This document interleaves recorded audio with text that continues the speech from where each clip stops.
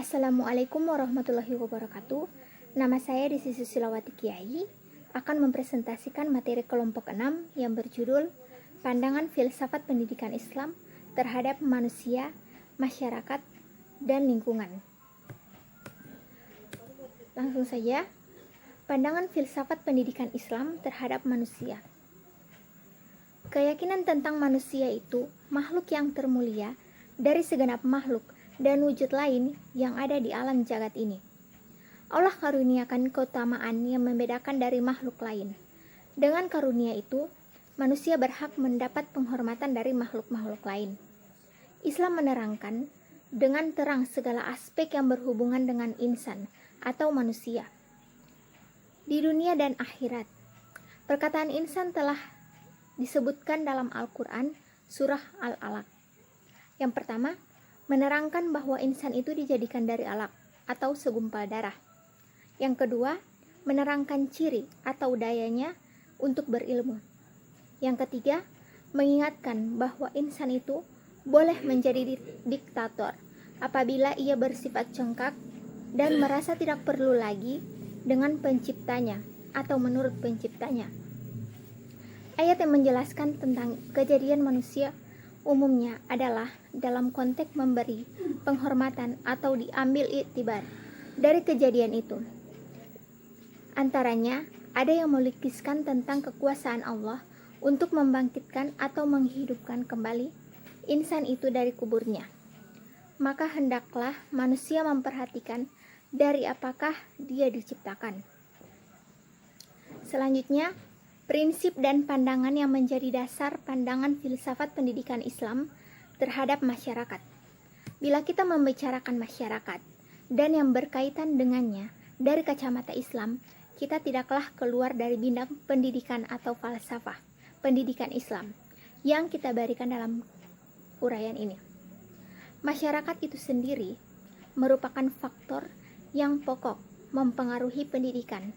Di samping ia merupakan arena tempat berkisarnya proses pendidikan, dari masyarakat proses pendidikan mengambil tujuannya, kurikulum, cara, alat pendidikan, dan falsafah yang dihayati oleh masyarakat. Seorang pendidik tidak mungkin menentukan falsafah pendidikannya tanpa menentukan konsepnya tentang masyarakat yang berkaitan dengan falsafah pendidikan itu sendiri. Di samping mensyafi Islam sebagai din wa daulah atau agama dan negara, sistem hidupnya yang menyeluruh dan sempurna, Islam mempunyai pandangan tersendiri tentang masyarakat dan kehidupan. Adapun beberapa prinsip yang menjadi dasar pandangan Islam tentang masyarakat. Prinsip pertama, mengakui bahwa masyarakat dalam pengertian yang paling sederhana ialah kumpulan individu atau kelompok yang diikat oleh kesatuan negara, kebudayaan, dan agama, termasuk segala jalinan hubungan yang timbal balik, kepentingan bersama, adat kebiasaan, pola-pola, teknik-teknik, sistem hidup, undang-undang, institusi, dan segala segi dan fenomena yang dirangkum oleh masyarakat dalam pengertian luas dan baru. Prinsip kedua, meyakini bahwa masyarakat Islam mempunyai sikap dan cirinya yang tersendiri. Ini menyebabkan masyarakat Islam benar-benar menjadi masyarakat yang ideal, yang menjadi contoh manusia sejagat untuk menikmati kebahagiaan, kemakmuran, dan memenuhi kebutuhan rohani dan jasmani.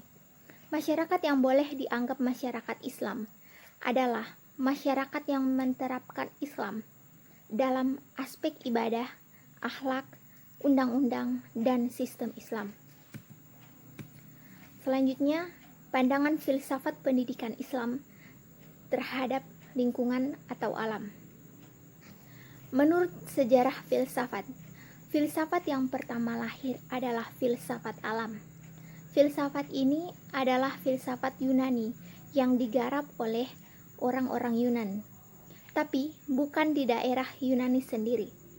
Filsafat ini dicetuskan sendiri oleh orang-orang Yunani perantauan yang mengembara ke negeri lain, terutama Asia Kecil. Mereka terpaksa merantau dari negerinya karena tanah Yunani itu tidak subur, yang terdiri dari tanah pegunungan. Mereka meninggalkan Yunani dan merantau ke pulau-pulau sekitar Laut Egea dan daratan Asia Kecil. Adapun prinsip-prinsip filsafat pendidikan Islam tentang alam dan lingkungan, antara lain, yang pertama, filsafat pendidikan Islam percaya bahwa pendidikan Islam sebagai proses pembentukan pengalaman dan perubahan tingkah laku, baik individu maupun masyarakat, hanya akan berhasil apabila terjadi interaksi peserta didik dengan benda dan lingkungan alam sekitar mereka hidup. Yang kedua, filsafat pendidikan Islam percaya bahwa alam semesta atau universe, baik yang made maupun bukan, memiliki hukumnya sendiri. Yang ketiga, filsafat pendidikan Islam percaya bahwa alam semesta yang terdiri dari dua kategori, alam benda dan alam ruh, harus dipandang oleh satu kesatuan yang tidak bisa dipisahkan. Yang keempat, filsafat pendidikan Islam percaya bahwa alam semesta dengan segala macam manifestasi, elemen-elemen, unsur-unsurnya itu berubah dan selalu bergerak sesuai hukum dan tujuan yang telah digariskan penciptanya. Yang kelima, filsafat pendidikan Islam percaya bahwa alam semesta yang berjalan dengan teratur itu harus dipahami sebagai keajaiban dan keagungan Sang Pencipta. Yang keenam, filsafat pendidikan Islam meskipun percaya bahwa di alam ini terjadi hubungan kausal atau sebab akibat, akan tetapi terjadi secara mutlak.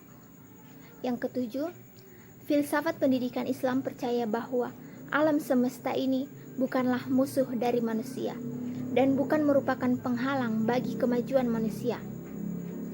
Yang kedelapan, filsafat pendidikan Islam percaya bahwa alam semesta dan seluruh isinya itu bersifat baru. Yang kesembilan, filsafat pendidikan Islam percaya bahwa kekekalan dan keabadian Allah sebagai pencipta merupakan hal yang keluar dan bebas dari hukum alam ini. Yang kesepuluh, filsafat pendidikan Islam percaya bahwa Allah adalah sumber alam semesta. Terima kasih. Wabillahi taufiq wal hidayah. Wassalamualaikum warahmatullahi wabarakatuh.